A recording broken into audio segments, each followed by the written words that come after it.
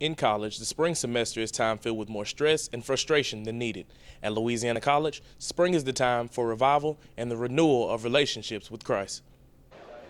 Last Tuesday, Louisiana College held their spring revival that was held over a 3-day period and featured 5 meetings of worship.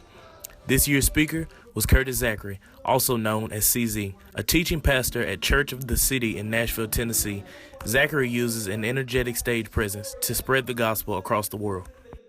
I think it's probably been about 2001 was really when I began to understand that there was a sense of purpose in my life connected to serving Jesus. But it was really kind of in that time where I began to realize, man, there is a call in my life. There's a pull in my life toward just giving all of myself to Him. And so I said yes to Him.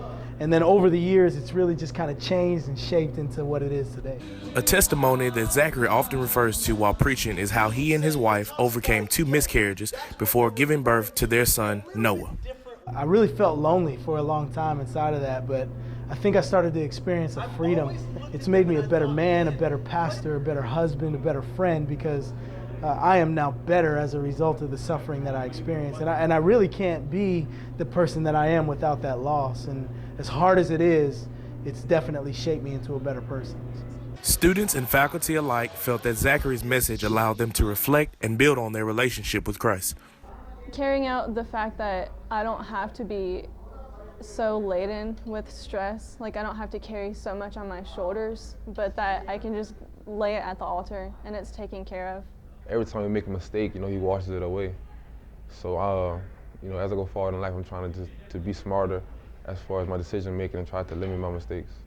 When we talk about the work has been finished for us, one, it's a reminder that I work as unto the Lord, that I don't work for anybody's approval.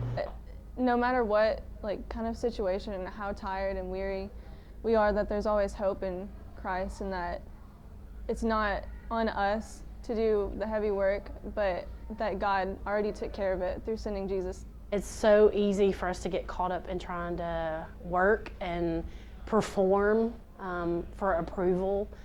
And so it was just encouraging to me to hear that reminder that I don't have to work for my salvation. I don't have to work for God's approval, that because of Jesus, I already have that approval.